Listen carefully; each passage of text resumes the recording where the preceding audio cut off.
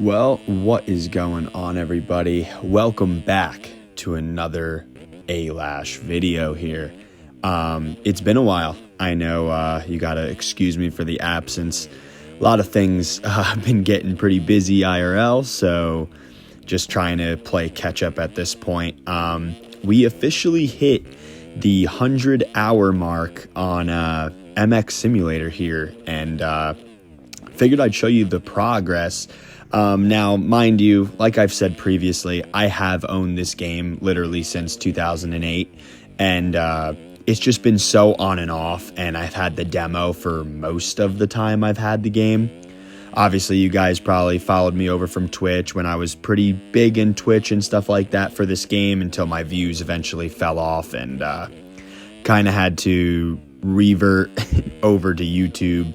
And kind of around the same time, I probably switched over to bikes and stuff like that full time.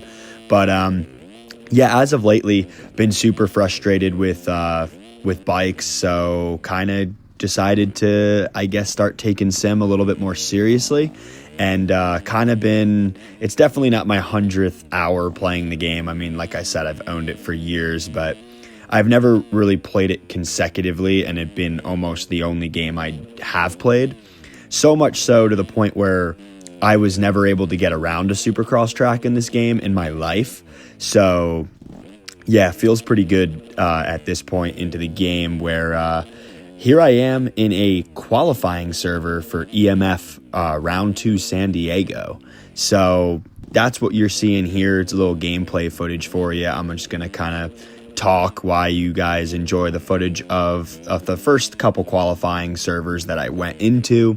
Now, first things first, San Diego, EMF.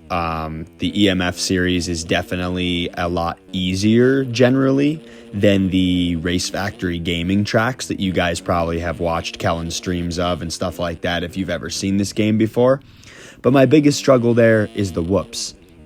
Regardless, the whoops are supposed to be way easier in the EMF tracks than the RF tracks, and somehow I still struggle. It's just one of those things. I've messed with a lot of things with setup and stuff like that, and it's just been one of those humps that I have yet to get over. You'll see me later in the video here really starting to dial the whoops in, but that's literally like half the battle with Supercross and the rhythms and timing your jumps. If you guys have never played MX Simulator, it is just by far like the most realistic dirt bike game you could possibly play. And I honestly don't believe it's going anywhere because I don't think there's ever going to be a game that comes out that even matches the physics of this game. By far my favorite game. I've been having a really good time playing it, honestly. I was able to lock in pretty much through the entire winter, and now coming out of winter, hitting the 100-hour mark, and figured I'd throw up a little progress video for you guys of kind of really dialing in. Now, got to address also, shout out Joey Carter. It's a breast cancer night, so spoiler alert, I didn't end up making it in, unfortunately.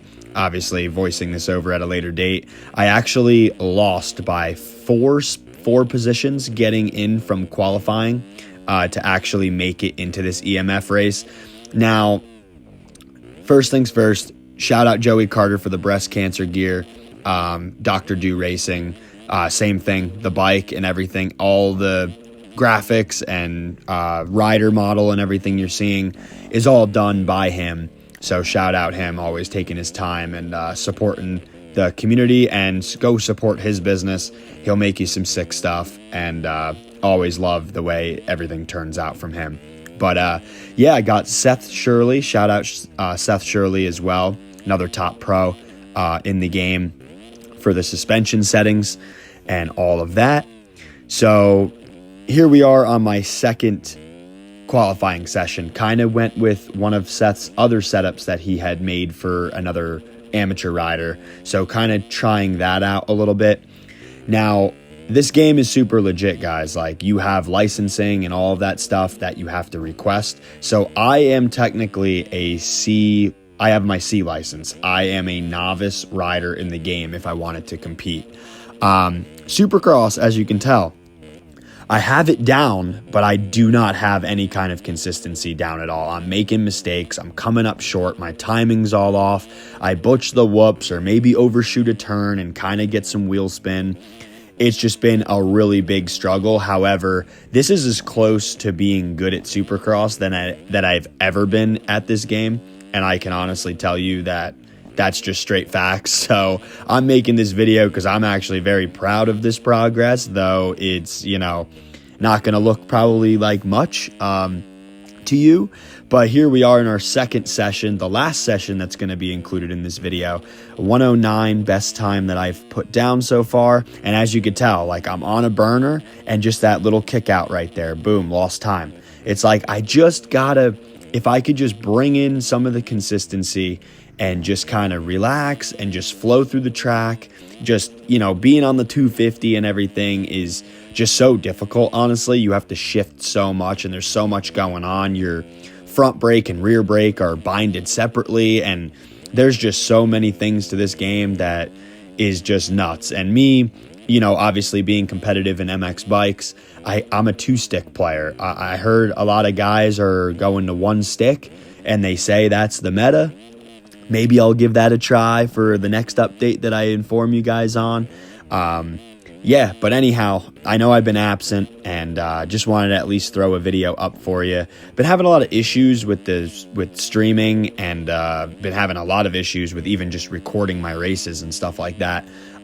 If I were to try to put up more footage for you guys, so I'm definitely going to try to work that out. 107 best time. Believe I finished with a 105. But yeah, that's going to wrap it up here.